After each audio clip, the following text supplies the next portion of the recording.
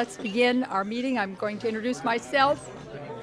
Hello, everybody. Good morning. I'm going to do like the hand clapping that teachers do in classrooms. We're going to start, everybody. It's 8 o'clock, and therefore we want to be on time. We'll have you on time. Those of you who are on time shouldn't be penalized for those who aren't. So here we go. I'm Elaine Chapnick. Good morning, President of the Larchmont Mamaroneck Local Summit, welcoming you to our April meeting. Doesn't feel like April, but it looks like April. So we will grant that spring is pretty much here anyway.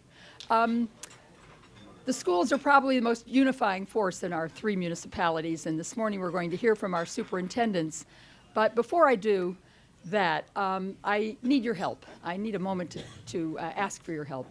It now costs us $400 each time LMC records these meetings so that people who can't attend these early meetings can still have access to the good information that we give in these programs. The announcement that you receive at by email at the bottom, there's a QR code and a link where you can make a donation or send a check. And at the end of the program, you can even leave something in a little basket, which you will see at the exit point. So we really thank you for your help in this. And now I will turn the program over to Rena Beater, our chairman for the day. Thank you, Elaine. Welcome, everybody, to our April local summit meeting. Welcome, Eric and Chuck. Eric Lutinski has served as the Rhinebeck School District Superintendent since July of 2021 and brings his total time in the district to, I believe, 30 years. Okay, as a teacher, as a principal, and now as superintendent. And 2021, you decided to take this job during the time we affectionately refer to as the COVID years. And Eric will be retiring at the end of this current school year, so congratulations to you on a long and successful career in Rhinebeck. Chuck is the new kid on the block in terms of this community, but he's served as superintendent of Mamaroneck Public Schools since November of 2023, bringing it to 17 months here in the district, and has done a lot in those 17 months.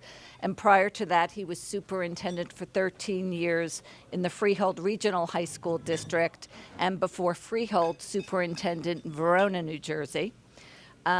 And before we dive into the specifics of the budget, the school budget, I'd like to begin to ask you to take a couple of minutes to reflect. Eric, you've been in Rhinebeck for 30 years. Looking back, what are some of the most significant changes that you've seen in Rhinebeck during that time? And I realize that this question could take the full hour, and that's without even turning to Chuck. So I'm gonna ask you to just reflect on that, if you wouldn't mind just taking the mic. Sure. Well, that's a big one. Reflecting on changes I've seen at Rhinebeck in 30 years, other than my hairline, my teacher voice. Very good. All right, I talk a lot more serious when I'm a teacher. There've been quite a few. Certainly. Stand up, maybe that. Oh, okay, I can do that. Sorry. Instruction's changed a lot. 30 years ago, we were still predominantly desks in rows, teachers standing in the front talking at students. That's probably the most significant change in what we do. It's a much more collaborative process between teacher and students, and it's not the what they used to call the sage on the stage, just chalk and talk. Because if students don't have an ownership of their learning or an interest in what they're learning about, if it's just another bell rings, sit down, hear the talk, and then move on, you're not getting anywhere. That's probably the most significant change. Technology obviously is huge. We were talking the other day about things like snow days. Back in the day, you had to, it snowed, and I had to take out the snow change sheet, and then I'd have to get the call, and then I'd call one teacher on the list, and they'd call the next teacher, and that's how we would spread the word. And then you'd have to look at the bottom of the TV screen to wait for your school name to come up, and then you'd miss it, and then you have to sit there and wait again. And school security, we used to be open campus in so many ways. Doors open, people walking in and out. We could not think about that right now. That's been a significant change. Other than that, like the constants, and I know from being a Mamaroneck neighbor for so long, our communities have been as rock solid in their community support as ever. So people are pretty much the same, but it's the details that change. So I won't go on further. Thanks, sir. Does Chuck get to do this, or? Chuck gets to do this too. I'm going to modify his question. You can build on that. You've been here for 17 months. As I said, you've been a superintendent for 17 or 18 years. I think I have that right. 16 plus, yeah. Yeah. Close to that, getting there. Yeah, getting there. So. I was 12 when I started right now. Yeah. So you want to speak on that a little bit and how the role of the superintendent has evolved generally? So the funny part, just a funny side about the snow days, it used to be you used to have to call, and what would happen is if somebody didn't like the person that they were calling, some folks wouldn't get those snow day phone calls. So the biggest change, I've been an administrator for over 20 years now, and the biggest change is the pace and the accountability. The pace used to be, I used to come into my office and I would have a Post-it note that said, Mrs. Smith called about her son, John. And I would say, okay, and the next morning I would call Mrs. Smith and we would have a conversation. Now I get an email about John, but the whole board is copied. It then goes to a Facebook group that starts some conversation on a page, and I've been in a meeting for an hour. I haven't even seen any of this happen. So the pace of communication and change has really shifted dramatically, and staying in front of that as a superintendent is a full-time job in and of itself. And the accountability piece, it wasn't that long ago that the public didn't see school data the way that they see it now. And it certainly wasn't disaggregated. And so the amount of information that we put forth when I first became an administrator, all that sort of changed with No Child Left Behind in the early 2000s. But that was relatively new. Schools existed. You got your child's report card, and but other than that, it wasn't so much of a direct look into the classroom. And then COVID even further accelerated that, where parents and community members really had a firm, a true understanding of what was happening in the school every single day, because students were on Zoom and such. So sort of the pace, the accountability, and the expectations. There's none of the jobs that you do in public education before you become a superintendent really prepare you for that role. It's just a fundamentally different role. You have a board of education, you're dealing with larger community currents and a lot of other interpersonal contact just beyond the immediate schoolhouse. And so that's been a pretty dramatic shift as well.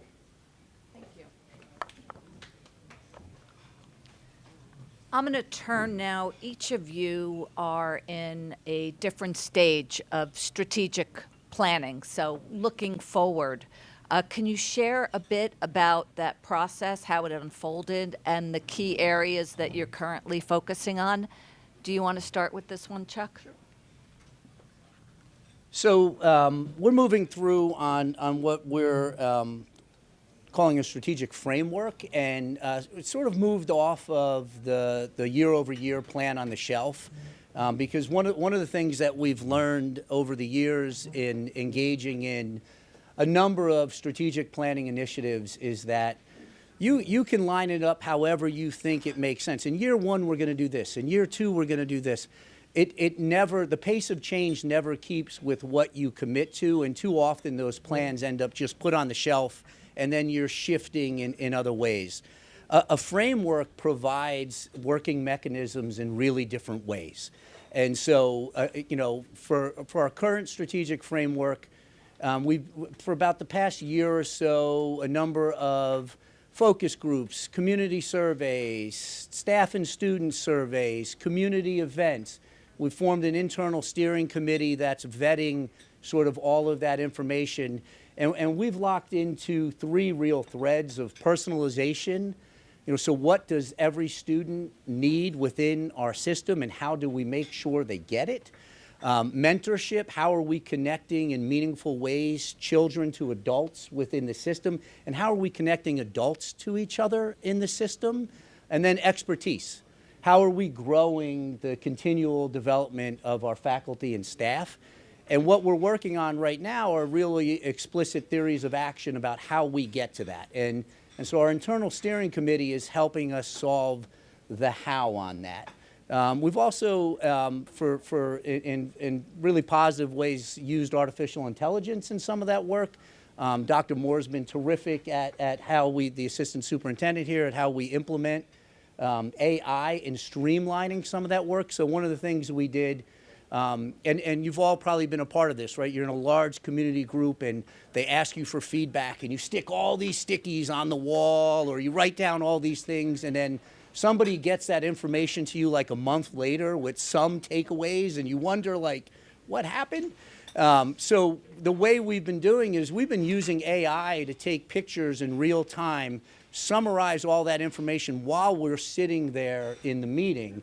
And so what used to take a month is taking us about 5 minutes. Wow. And then we're moving through with the internal steering committee on how we do that. The other piece of the strategic framework that I think is critical is how the organization itself works. So giving our school leaders and our building principals in particular tools to move through problems, to identify problems, to understand these are the actions I take as a leader to solve it. These are the measurements I need to look at.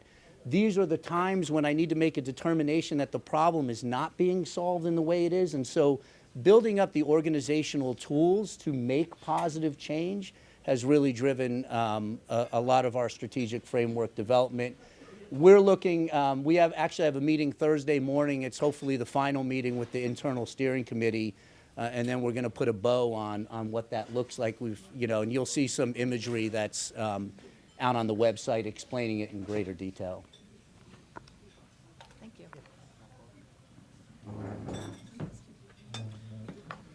So our strategic plan began planning phase last year. So we're going to have the first half of our strategic plan completed mid-year next year. So it's a 1.5-year process, and then we'll have a second phase, another 1.5-year process.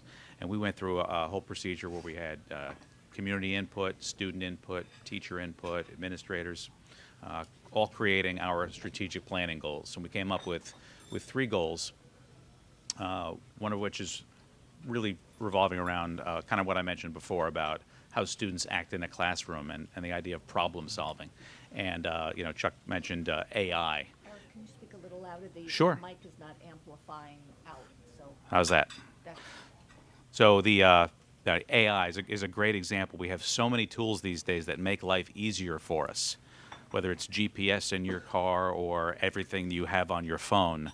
We used to get along without those things. So having, on one hand, the message to students is, to improve your problem-solving skills, and yet, alternately, we offer everyone tools to make things easier for you so you don't have to go searching for things.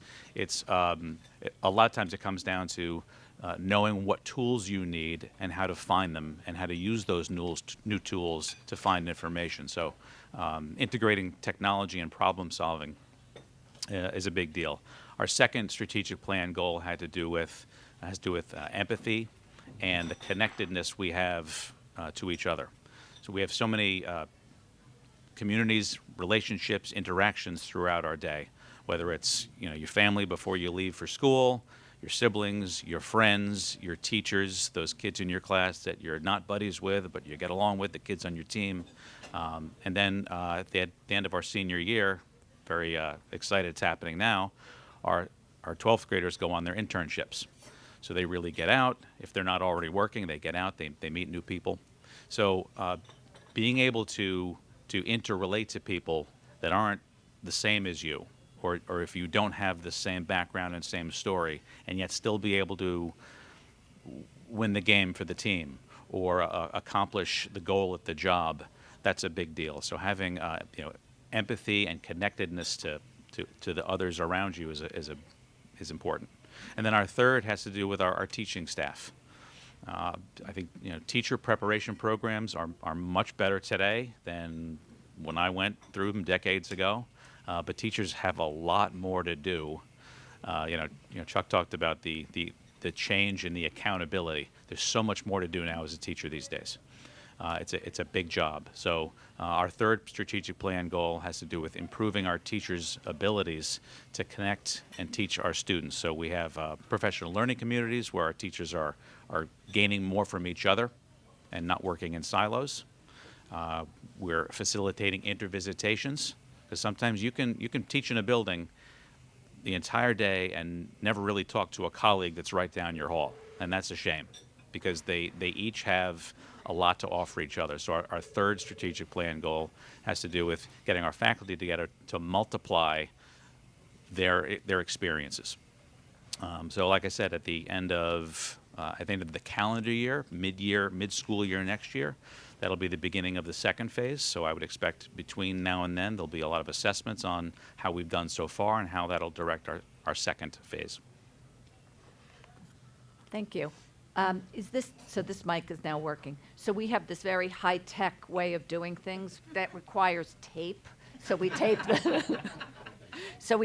the microphone. So I'm going to ask both of you, just to be sure that everybody's getting all the information that you're sharing, to speak into the taped microphone with the blue. Actually, they both have blue tape, but the non-LMC media, the small one. You shouldn't have sat down, because I'm going to turn to you next again. I'm sort of alternating here. I'm going to build on what you just said about empathy, because that ties a bit to student mental health needs, which is an area that I know that you've each been focusing on in your respective districts. There's been an significant increase over the years in student mental health needs. Can you speak a bit about any initiatives, expanded programs and supports that you've put in place or hope to put in place over the upcoming years? Here you go. Small mic, blue tape. That's all right. This works. So yes, that's certainly and we talked about a lot during COVID, but one of the things we talked about during COVID was that it wasn't just a COVID thing. It was an issue that existed beforehand, and it's not just student mental wellness. It's the families that they come from, because obviously family issues affect students before they even leave for school in the morning. The teachers we have, and COVID is certainly a good example. You have issues going on at home, and then you have to come in and talk about the Industrial Revolution. That could be a challenge. So as an institution, understanding that schools we don't manufacture anything. What we do is we put people together. We put groups of teachers with groups of students, and it's all about communication and relationship. And if you have discomforts or dreads or misgivings that are hindering your ability to teach or learn, that's certainly counter to our mission. So we've introduced several tools into our elementary and middle school, something called the ruler approach, which came out of Yale, which really has to do with giving kids the tools to recognize, I'm not in a good mood. What are the things that put me in a good mood? It could be something as simple as upbeat music to change how they feel. For the high school, DBT, which is a means of emotional regulation, to give them a little more adult-level tools for how to sit in the class and get something out of the instruction when you're thinking about the fight you had with your friend last night. We have a new program. We're in a second year of ESS, Effective School Solutions, which puts a clinician into our schools, which if you think about some of those students that have issues that the school really can't handle within the brick and mortar of the school, and sometimes that student gets outplaced for a time, short or long term, we have that clinician come in to keep that student in the building, to maintain the socialization. And then I would say, most recently with our strategic plan, that second goal about the empathy and the environment, we're planning wellness days for next year. We've done a social emotional screener so that we can identify students that have issues that they wouldn't speak up otherwise, but they might put it down on a piece of paper. So we can tap them on the shoulder and help them out without interrupting their instruction. So I'd say that we led off talking about changes. That's not something we really talked about back then. The counselor, like the psychologist's office was like down the hall in the back, and no one really knew them. That's not the same these days. So that's been a significant change. Yeah, so a lot of similarities. I think there was a terrific New York Times article about a year or so ago that talked about how students today feel that every mistake has so many repercussions from what they used to believe. And so we've created sort of this heightened anxiety around our children, and certainly social media plays into that and the such. But for us, a lot of work in this vein. As a matter of fact, we're a member of the Tri-States organization, where we just hosted about 20 representatives from about 20 different districts to come into our elementary schools and Homix Middle School and evaluate how our SEL programming was related to the academic day for students, and to give us some feedback on how we can continue to improve that. We use something called the Sequity Framework, which is a combination of SEL and equity that we've embedded in our K-5 curriculum. It has a lot of the tenets of ruler and things like that are emotional regulation to help students sort of take a pause and reflect on where they are. We've expanded our programming dramatically over the past couple of years. So something known as the Excel program that's embedded in our elementaries now and also embedded in our middle school to meet students where they are with very specific needs and make sure that we're educating them in the least restrictive environment within our walls. We have the Transition Academy at our high school that serves a similar purpose there. But a couple things about the counseling component, the emotional support component, that has absolutely exploded over the past, and it was, Eric's absolutely right, that was happening before COVID. COVID exacerbated that, but it was well underway.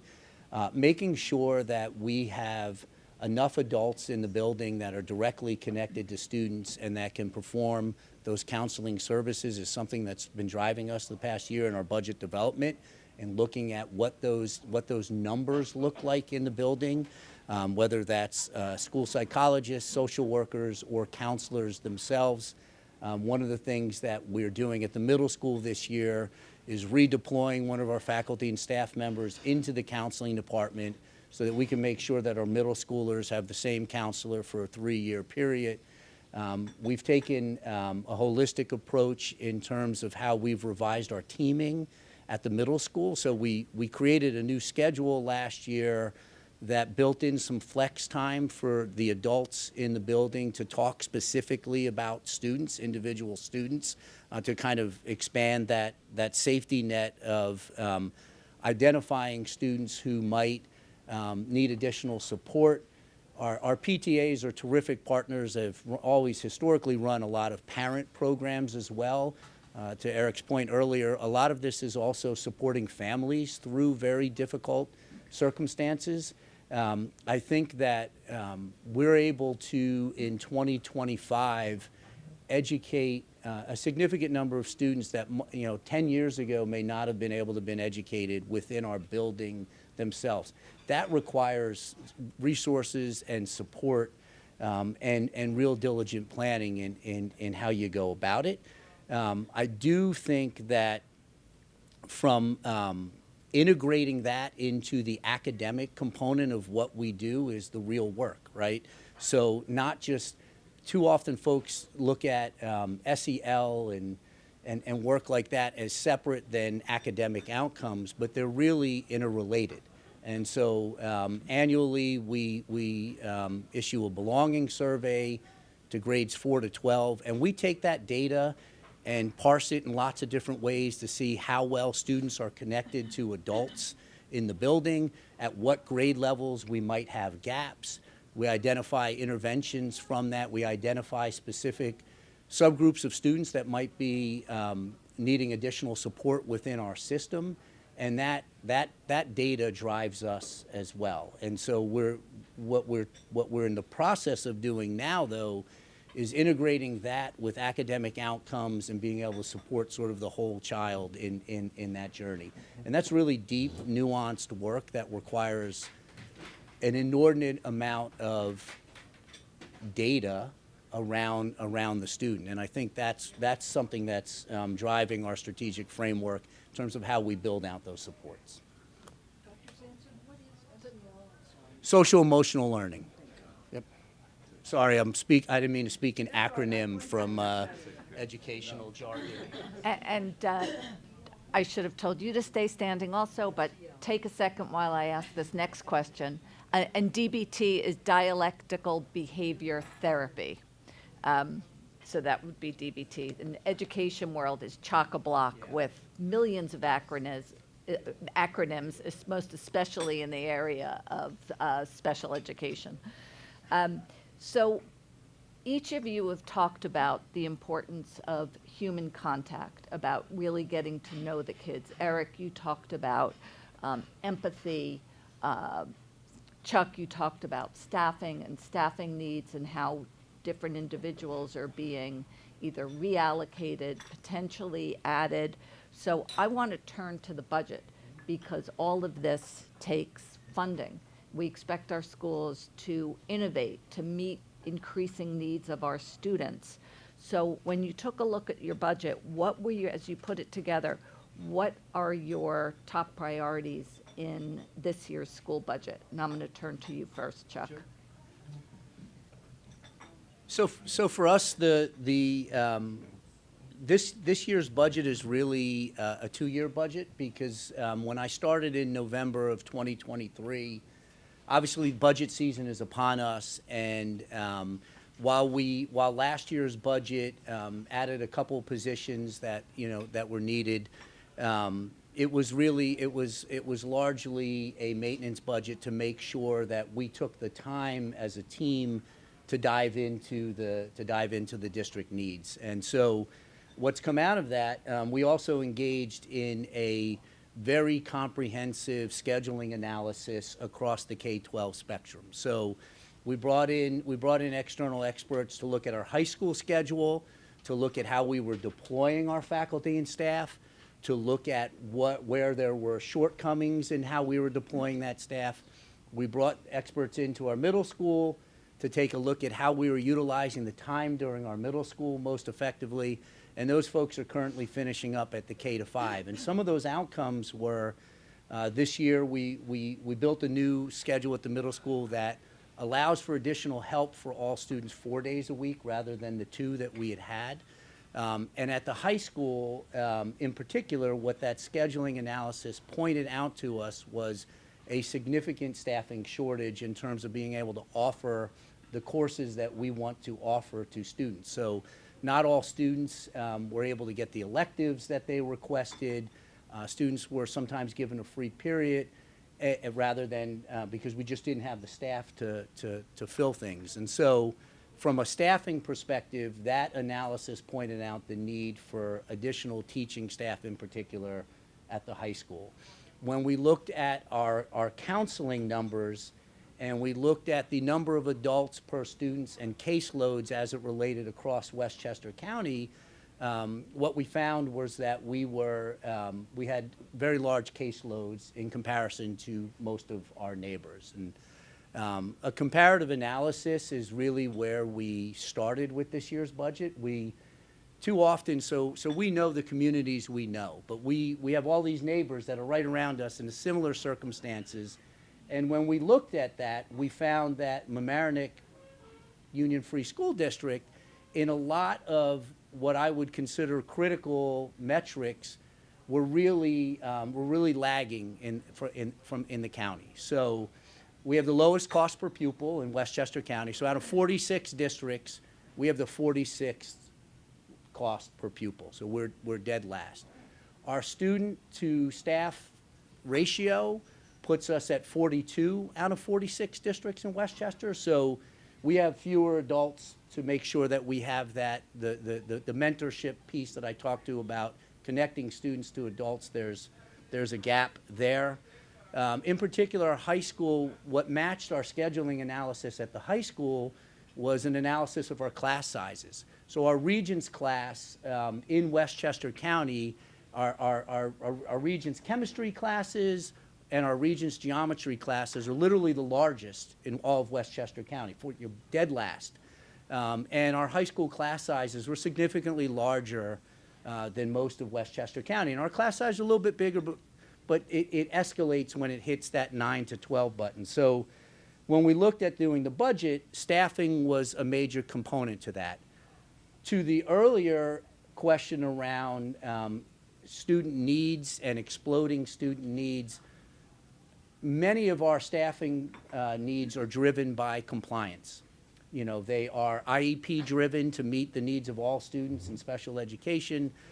They are support driven to meet the needs of students. And we also had a need to expand our counseling capacity at the elementary level, where we wanted to make sure we were in compliance there. So this budget has been driven by that sort of comparative analysis, by the identification of clear needs, and then we've landed on additional staffing, most specifically at the high school in particular. We're looking to add additional teachers in all of the cores, as well as a computer science teacher, because our computer science program is exploding. We've been able to offer, by September 1st of 2025, we'll have been able to offer 4 additional new advanced placement courses at the high school level: AP Computer Science Principles, AP Art History, AP Psychology, and we've created the starts of a cybersecurity pathway that we're trying to put a component of advanced placement credit toward. But we're also trying to build out some of our sort of credentialed programs where we're connected to industry and real world. And looking in that analysis of our student schedules, we found that far too often at the high school, students were not able to get the courses that they fully requested. Students sometimes had free periods rather than courses. And our hope is in rectifying that and making sure that all of our students have a full schedule with the electives that befit the expectations of a high-performing high school like this. And I should say, Mamaroneck is high-performing. You know, we have the second most students in AP Calc BC, which is the higher level of AP Calc in the state of New York, so not just Westchester, in the entire state. And when you look at the heavy hitters of some of the core advanced placement courses, we have the highest representation in those courses in all of Westchester County. That is with limited opportunities for students. So the students are banging at the doors for more opportunity in Mamaroneck. This budgeting process is trying to answer that and answer the question of additional support for students on all ends of the spectrum. Students who are struggling and need additional intervention, students who are moving beyond grade level in certain areas and additional enrichment. And then we're also, the budget's being driven by the need to build out a data warehousing infrastructure so that we can understand the individual student journey through our K-12 system. We don't have a comprehensive data warehousing system to measure and track how our students are doing throughout the scope of our system. This budget answers that question as well. And then from a safety and security standpoint, some of our elementary schools have fewer security officers than some of our other elementary schools. This budget rectifies that to make sure that we have at least 2 security officers on campus. To Eric's point earlier, safety and security is obviously paramount. We want to make sure that our campuses are safe for our children, so there's a component to that. And then finally, the budget, while we have robust after-school activities for students, we want to make sure that we're capturing and involving as many students as possible in sort of the second half of the school day, extracurriculars, athletics, and as such, and we need to support that. So this budget also answers that question. So, a bit long-winded. That's absolutely fine. There's a lot in there. Thank you. Eric, I want to be sure everybody hears you, so I'm sorry to be a broken record. It's quite all right. Yeah, so there are so many priorities that we juggle and try to keep our eye on, you know, that one North Star that directs us, and that's what's best for our students. So when I started 30 years ago, actually before that, I was teaching at a non-public school, and I had 35 kids in a classroom. With 35 kids in a high school classroom, times 6 classes, imagine collecting all those papers at the end of one day and then trying to get them back to them to give them feedback. Not very good. So one of the key priorities that we try to maintain is reasonable class size for our kids, so that our teachers have the ability to share what they have with the students at a reasonable pace. I really like what Chuck said about electives, prioritizing those things. If you think about it, our kids, when they leave high school with that diploma, that is what they have built in cooperation with us, based on their interests and their talents, to get them to where they want to go. So our mission is not just those key things, those requirements of the math, the science, and the so many credits, but providing enough electives for students to choose and individualize their schedule, so that they can put themselves in a position to do what they want. 17 years old, 12th grade, that's in many ways a silly time to try to go to college and decide what you want to do for the rest of your life. So the more tools that we can give our students at the end of 12th grade to give them options, the better off they will be. So the key budget priority is not only the reasonable class size, the breadth of electives. You know, we're offering some new courses this year. A second forensics course, a forensics level 2, some executive functioning for our middle school, new elective courses, and clubs and extracurriculars. And getting back to the connectivity and those things that students really enjoy about school, maintaining the number of sports teams, maintaining the arts, the theater and music programs, and maintaining the clubs, the things that the kids can look forward to after school, and communicate with their friends at a collegial level on something that has nothing to do with academics. The security, it's a big deal, and it's not cheap, and it's put schools in the position of saying, okay, well, this is really important, but it costs a lot of money, but it's children's lives and the lives of our teachers. It's a rotten position for us to be in. So as we balance our budgets, we make layered incremental changes. So we spend a little bit more money on staffing. So right now, Rhinebeck has more staff associated with security than we ever have before. The staff are a key component. But what I said earlier about tools, there are a lot of things that make our jobs easier. So looking at, for example, a smarter camera system that will allow that guard to know that, well, that back hallway is supposed to be empty, so why am I getting motion on the camera? That'll help out. Things like protective window film, new radios, all these things are layered and part of an ongoing thing that you'll see probably included in school budgets from here going on. Thank you. I'm going to skip a couple of questions I had on budget, primarily having to do with the state aid you receive. If you want to wrap that into this last question about the budget, feel free. So the cost of living in Westchester is extraordinarily high. And many community members are struggling. The state of the economy these days is unknown.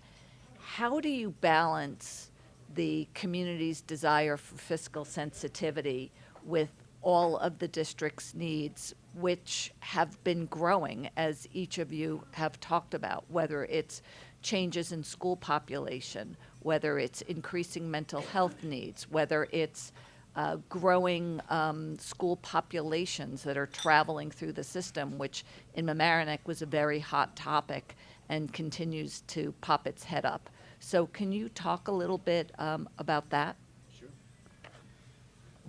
Just a lovely topic here, Rena, on property taxes and cost of living. So a couple things. You know, the way that schools are funded primarily through property tax, and there's an awful lot of positives to that, and then there's the reality of the cost of it. From an aid standpoint in the formula, Mamaroneck is not like most other districts. We're incredibly unique with our disparities. And so while we have some very high wealth, we also have a significant number of students living in poverty. And that high wealth often masks the actual needs within the district itself. So there's no clean comparison to us in the area, in the Westchester area. It used to be Bedford several years ago, and then their population has shifted to not really be a great sort of comparative look like it used to be. In terms of how the formula plays out, we don't make out. This is something that our elected officials are certainly aware of. They've advocated on behalf of areas like Mamaroneck.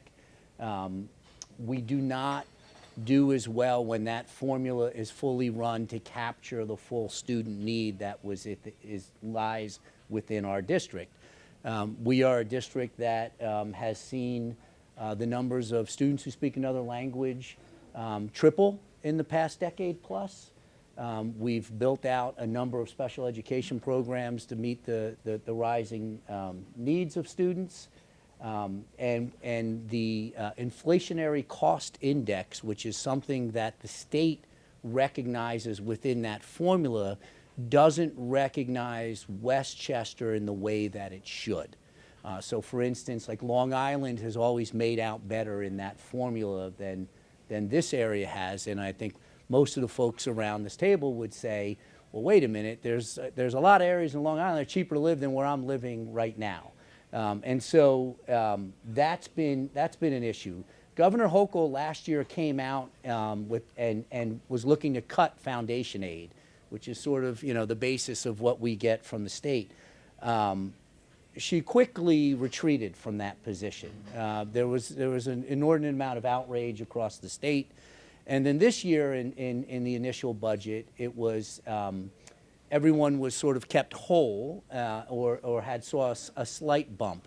My answer to how do we manage that fiscal responsibility is to say that since 2009, the average increase on taxes per student, the tax levy here per student cost is 1.34% in Mamaroneck. So not only have we been well under the cap, we've been inordinately far under the inflationary cost. And so we live within a 2% cap. So in the past 4 years, our average increase has been less than 3%, but in that 4-year span, inflation's running at almost 5%.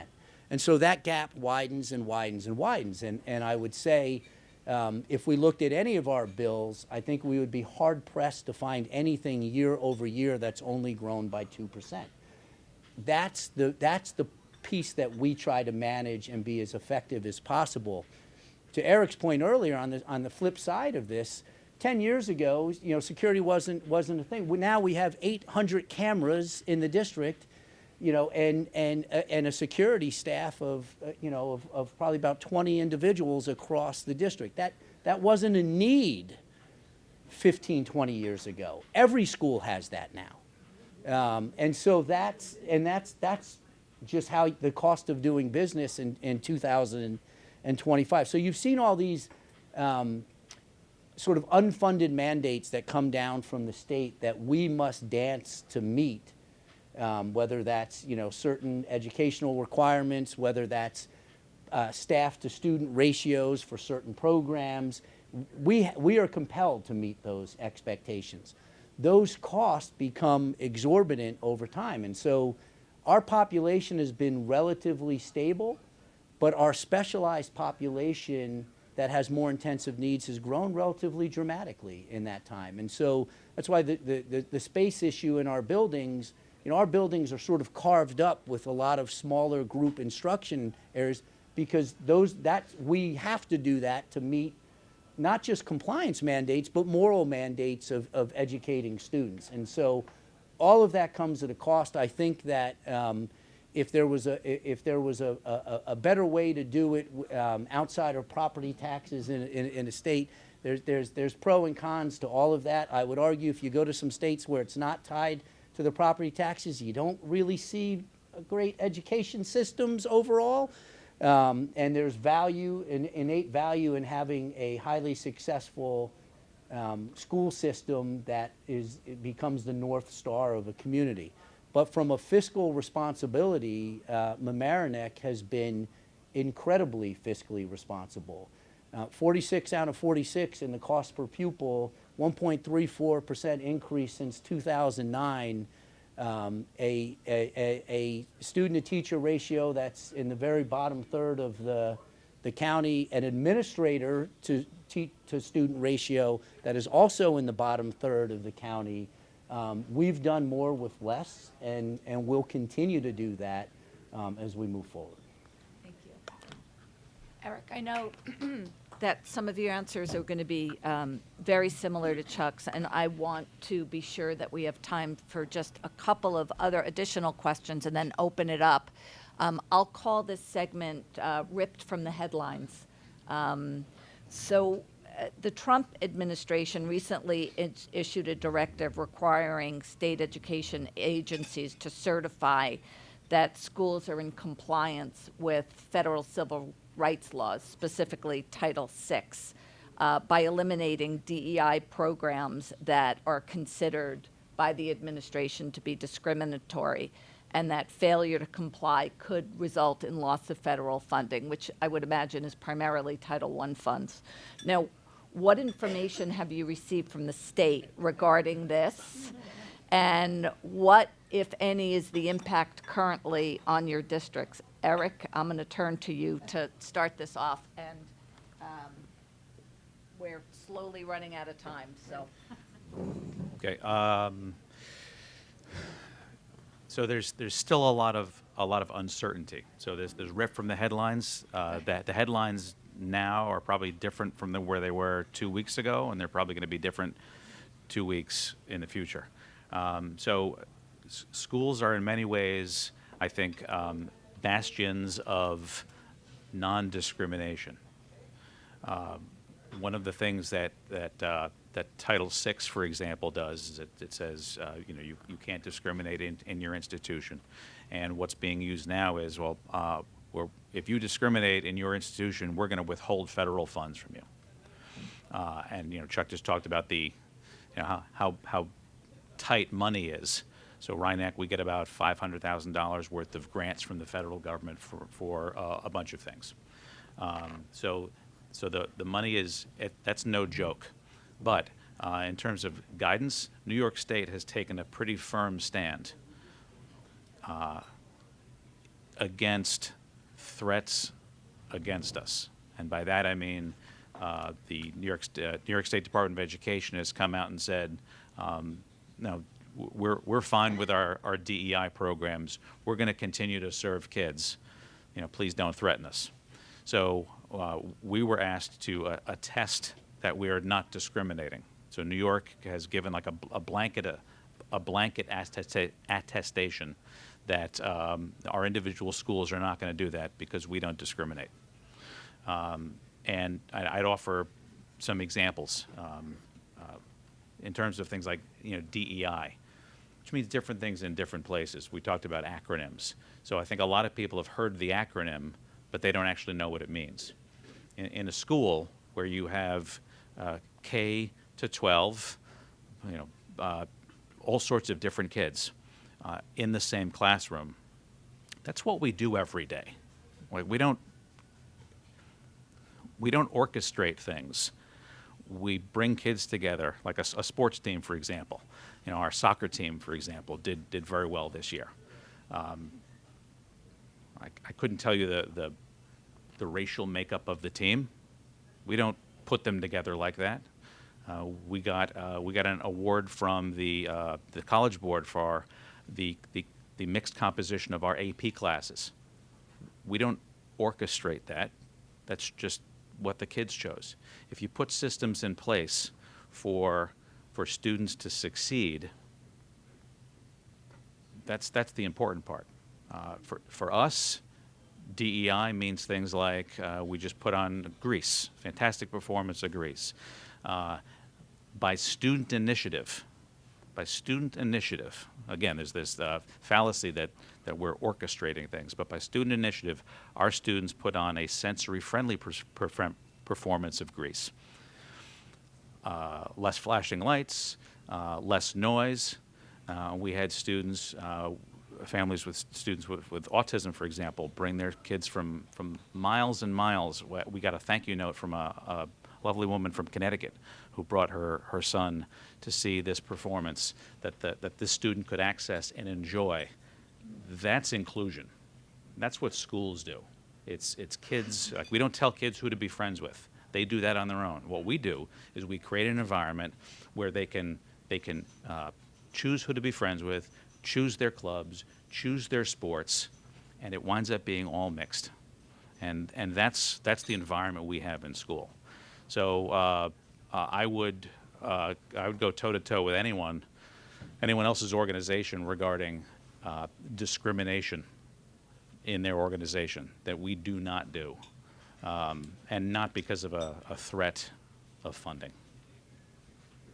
I'm going to just ask Yeah. one final question, also a ripped from the headlines question, is that we've been reading about the increased use of ICE in communities, and what steps has the district taken in response? I'm going to ask both of you to answer that question, and the communication between the schools and families and students.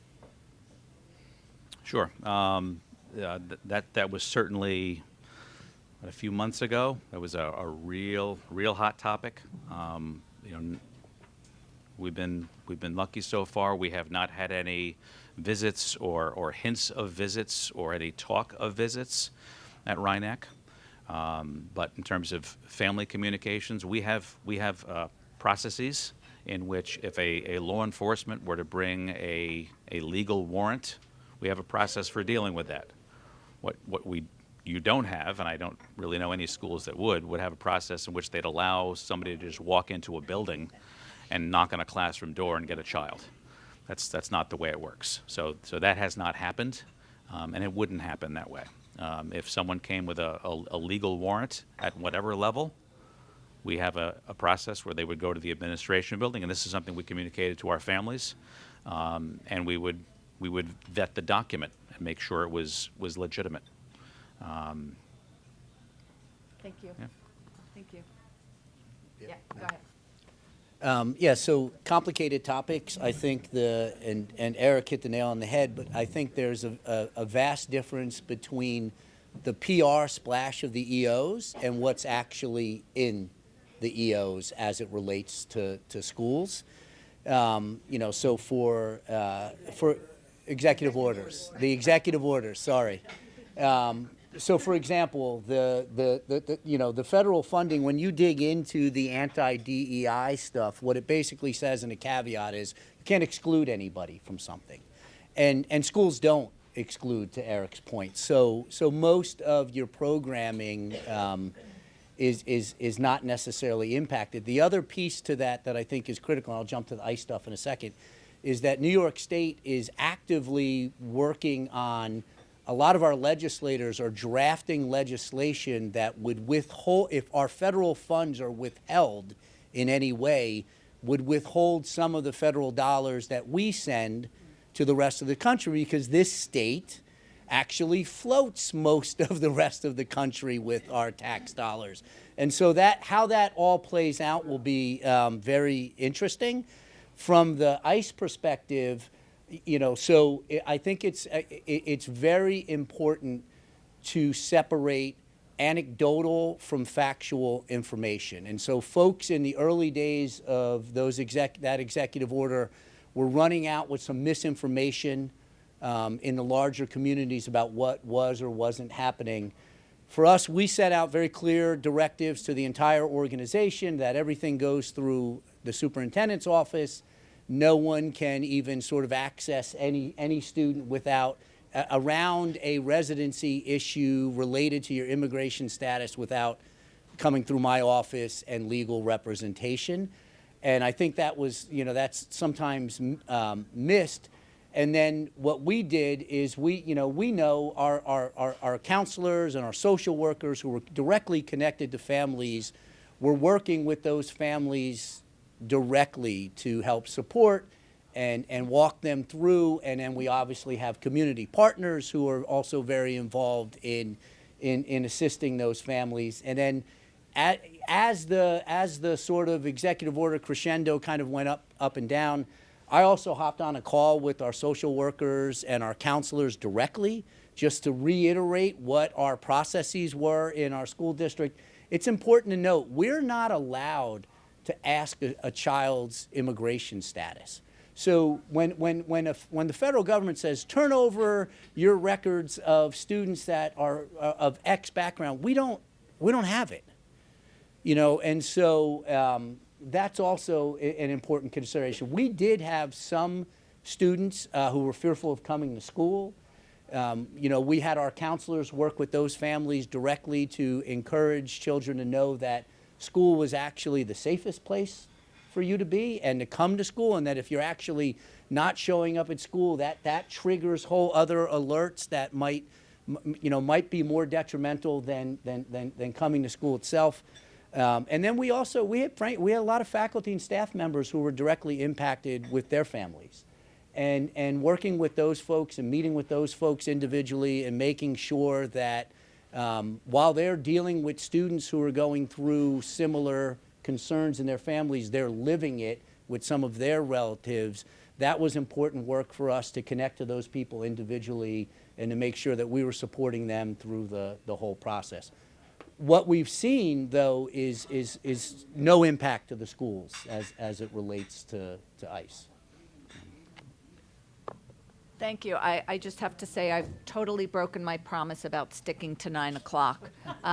So thank you to both of you. Typically, we have questions, but I want to be mindful of the time, so I apologize. Is there one burning question that we can take? Got Meg? Meg Kuiper, I'm a resident and also a community partner. First of all, thank you for such a profound and clear framework, both financially and pedagogically or programmatically. Since there's so many partners in the room, can you explain how community partners are amplifying the investments that you have? I want to point out that Meg is the head of the STEM Alliance, which often works with the school district and the broader community and has been involved for many years. So brief response? I'll start.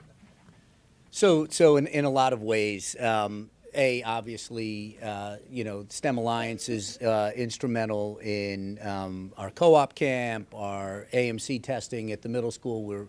We're piloting a middle school program this summer, open to all students that we think will be well received.